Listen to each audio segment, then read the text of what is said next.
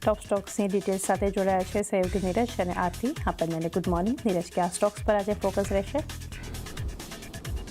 જી, સૌથી પહેલાં આજે આપણે ગેલ પર નજર કરીએ, ગેસ ઓથોરિટી ઓફ ઇન્ડિયા. કારણ કે અહીંયા જુઓ PNGRB એટલે કે petroleum and natural gas regulatory board જે છે એમના દ્વારા પાઇપલાઇન ટેરિફની અંદર ફેરફાર કરવામાં આવ્યો છે અને પાઇપલાઇન ટેરિફમાં અત્યારે 12% વધારો ખાસ કરીને કરવામાં આવ્યો છે. ટેરિફ પહેલાં 58.6 પ્રતિ MMBTU હતા, જે વધારીને હવે 65.7 MMBTU કરવામાં આવ્યો છે.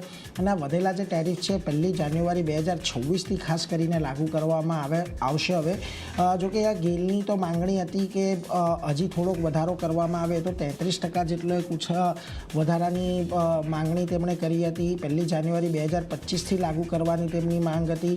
જોકે આગામી પાઇપલાઇનની ટેરિફ સમીક્ષા હવે FY 28ની અંદર થવાની છે, ત્યારે કદાચ વધારો કરવામાં આવે એવી અપેક્ષા છે અત્યારે તો.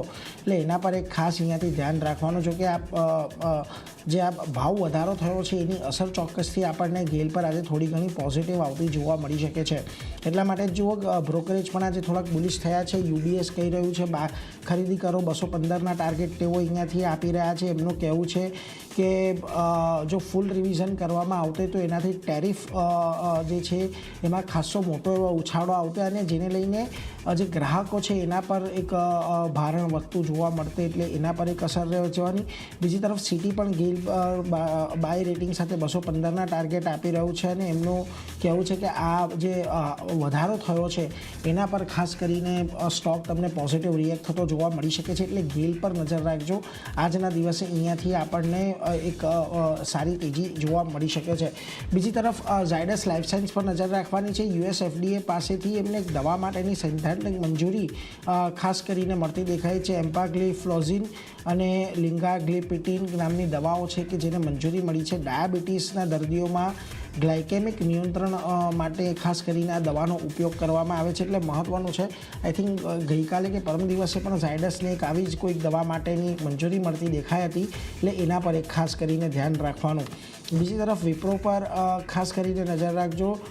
નેધરલેન્ડની કંપની છે ઓડિડો, એની સાથે કરાર કર્યા છે. ડિજિટલ એન્ટરપ્રાઇઝ સિસ્ટમ ઓટોમેશન માટેના કરાર છે. કંપની AI સક્ષમ એન્ડ ટુ એન્ડ IT આધુનિકરણનું નેતૃત્વ કરશે અને વિપ્રોના વેગા વિંગ્સ પ્લેટફોર્મથી આ બધું નવી જે ટેકનિક છે તે ખાસ કરીને ઓપરેટ કરવામાં આવશે.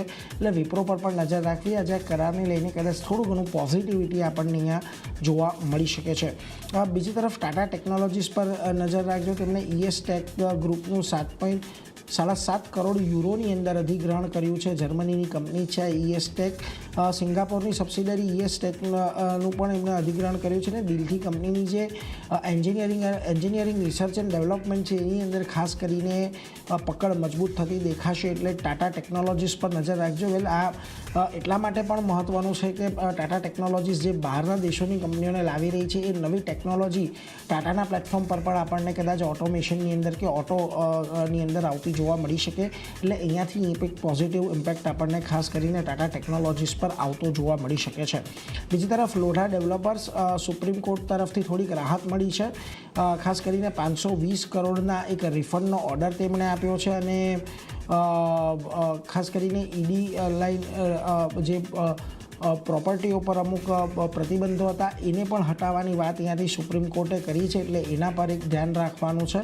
અને એક બોનાફાઇડ રિઝોલ્યુશન એપ્લિકન્ટ તરીકે પણ તેમને મંજૂરી મળતી દેખાય છે. એટલે એક પોઝિટિવ છે. 520 કરોડનો રિફંડનો ઓર્ડર છે, એટલા માટે અહીંયાથી એક વન ટાઈમ ગેઇન કદાચ આપણને આવનારા Q3ની અંદર જોવા મળી શકે. એટલે એના પર એક નજર ખાસ કરીને રાખવાનો છે. બીજી તરફ અશોકા બિલ્ડકોન પર નજર રાખવાનો છે. 1 મહિના માટે NHAએ બિડિંગમાં સામેલ થવા પર ખાસ કરીને અસ્થાયી પ્રતિબંધ લગાડ્યો છે. NH-66ના ગડર પડવાના ગંભીર બનાવ બાદ આ જે એમની કોન્ટ્રાક્ટ છે તે સસ્પેન્ડ કરવામાં આવ્યો છે અને ભવિષ્યની બિડમાં તેઓ ભાગ નહીં લઈ શકે.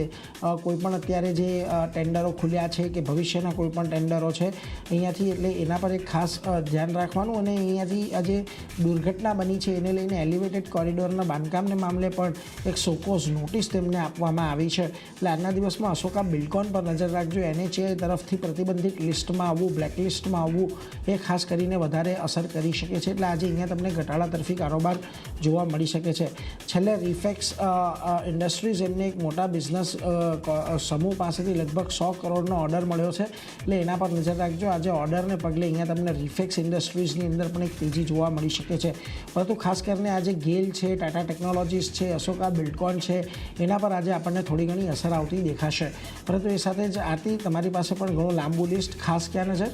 જી, એને પણ ઘણા બધા કાઉન્ટર છે જ્યાં ફોકસ રાખવાનું રહેશે. શરૂઆત વોલ ટાઈમ ટ્રાન્સફોર્મર સાથે કરીએ તો અહીંયા ઓર્ડર મળવાના પોઝિટિવ સમાચાર આવતા દેખાઈ રહ્યા છે. જ્યાં ગુજરાત એનર્જી ટ્રાન્સમિશન કોર્પોરેશન પાસેથી 85 કરોડનો સ્થાનિક ઓર્ડર કંપનીને મળતો દેખાઈ રહ્યો છે, જ્યાં પાવર ટ્રાન્સફોર્મર્સની ડિઝાઇન, ઉત્પાદન, પરીક્ષણ અને સપ્લાય માટેના ઓર્ડર કંપનીને મળતા દેખાઈ રહ્યા છે. તો અહીંયા એક ધ્યાન રાખવાનું રહેશે. વોલ ટાઈમ ટ્રાન્સફોર્મર પોઝિટિવ સમાચારનું રિએક્શન સ્ટોકમાં પોઝિટિવ આવતું દેખાઈ શકે છે. નેક્સ્ટ કાઉન્ટર મુથુટ માઇક્રો ફાઇનાન્સનું કાઉન્ટર છે. બોર્ડ પાસેથી અહીંયા એનસીડી દ્વારા 150 કરોડ એકત્ર કરવા માટેની મંજૂરી મળતી દેખાઈ રહી છે. 2 સિરીઝ દ્વારા ફંડ એકત્ર કંપની અહીંયાથી કરતી જોવા મળશે અને રેટેડ, લિસ્ટેડ, સિનિયર સિક્યોર્ડ અને રિડીમેબલ ડિબેન્ચર્સનો વિકલ્પ અહીંયાથી બનતો દેખાઈ રહ્યો છે. તો એક પોઝિટિવ સમાચાર છે. સ્ટોકમાં તેજી આગળ વધતી જોવા મળી શકે છે આ ન્યૂઝના લીધે. તો મુથુટ માઇક્રો ફાઇનાન્સ પર એક ધ્યાન રાખવાનું રહેશે. નેક્સ્ટ કાઉન્ટર અદાની એન્ટરપ્રાઇઝીસનું કાઉન્ટર છે. અધિગ્રહણ કરવાના સમાચાર આવી રહ્યા છે, જ્યાં ફ્લાઇટ સિમ્યુલેશન ટેકનિક સેન્ટરમાં 72.8% હિસ્સાનું અધિગ્રહણ તેમણે કર્યું છે અને 820 કરોડમાં આ અધિગ્રહણ કરવામાં આવ્યું છે. સાથે અધિગ્રહણથી એવિએશન ટ્રેનિંગ ઇન્ફ્રાસ્ટ્રક્ચરમાં કંપનીની હાજરી ખાસ કરીને અહીંયાથી મજબૂત હવે બનતી જોવા મળશે. તો એક ધ્યાન અદાની એન્ટરપ્રાઇઝીસ પર પણ રાખવાનું રહેશે. નેક્સ્ટ કાઉન્ટર બોમ્બે ડાઇંગનું છે. અહીંયા થોડા નેગેટિવ સમાચાર બનતા દેખાઈ રહ્યા છે. કંપનીનો જે પાતાળ ગંગા પ્લાન્ટ છે તે ખાસ કરીને મેન્ટેનન્સ માટે અસ્થાયી રૂપે બંધ કરવામાં આવશે અને સાથે મેન્ટેનન્સ માટે પ્લાન્ટ 28 નવેમ્બરથી 18 ડિસેમ્બર સુધી બંધ રાખવાનો નિર્ણય લેવામાં આવ્યો છે. તો થોડી ઘણી સેન્ટિમેન્ટલ ઇફેક્ટ સ્ટોકમાં બનતી દેખાઈ શકે છે. બોમ્બે ડાઇંગ ધ્યાન રાખવાનું રહેશે અહીંયા પણ. નેક્સ્ટ કાઉન્ટર ગ્લોબલ હેલ્થનું છે. પોઝિટિવ સમાચાર છે. કંપનીએ નોઈડામાં નવી સુપર સ્પેશિયાલિટી હોસ્પિટલનું ઉદ્ઘાટન કર્યું છે. નોઈડામાં લગભગ 550 બેડની નવી સુપર સ્પેશિયાલિટી હોસ્પિટલનું અહીંયા ઉદ્ઘાટન કરવામાં આવ્યું છે. તો એને કારણે ફોકસ રાખવાનું રહેશે ગ્લોબલ હેલ્થ માટે પણ.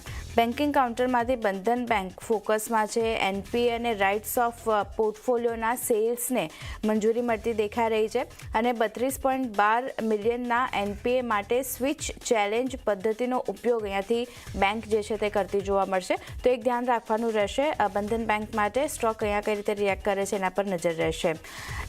લાસ્ટ કાઉન્ટરની વાત કરી લઈએ. તામિલનાડુ મર્કન્ટાઇલ બેંકનું કાઉન્ટર છે. બેંકે નવું digital loan processing platform launch કર્યું છે. લગભગ જો FinOne Neo આ નામથી આ નવું પ્લેટફોર્મ અહીંયાથી લોન્ચ કરવામાં આવ્યું છે અને આ પ્લેટફોર્મથી લોન અપ્રુવલ ખાસ કરીને ઝડપી અહીંયાથી બનતું જોવા મળશે અને સરળ પ્રોસેસ જે છે તે અહીંયાથી હવે થતી આપણને જોવા મળશે. તો અહીંયા પણ એક ધ્યાન રાખવાનું રહેશે. અને છેલ્લે RVNLની વાત કરી લઈએ. કંપનીને એલઓએ મળ્યો છે ઇસ્ટ કોસ્ટ રેલવે પાસેથી લગભગ 9.6 કરોડનો એલઓએ મળ્યો છે, જ્યાં આઈપી આધારિત વિડીયો સર્વેલન્સ સિસ્ટમમાં સપ્લાય, ઇન્સ્ટોલેશન, પરીક્ષણ અને કમિશનિંગ માટેના આ ઓર્ડર કંપનીને મળતા દેખાઈ રહ્યા છે. તો RVNL પર પણ એક ધ્યાન રાખવાનું રહેશે. ગઈકાલે એક સારી ખરીદારી આપણે જોઈ હતી. આજે પણ આ તેજી આગળ વધતી દેખાઈ શકે છે. તો ચાંદની ઘણા બધા કાઉન્ટર છે જે નીરજે જણાવ્યા, મેં જણાવ્યા, બધા આજે ફોકસમાં રહેશે. જી, તો આ બધા સ્ટોક્સ પર આજે ફોકસ રાખીશું. નીરજ અને આરતી, આપ બંનેનો આભાર અમારી સાથે જોડાઈ ટોપ સ્ટોક શેર કર્યા. તો એ સાથે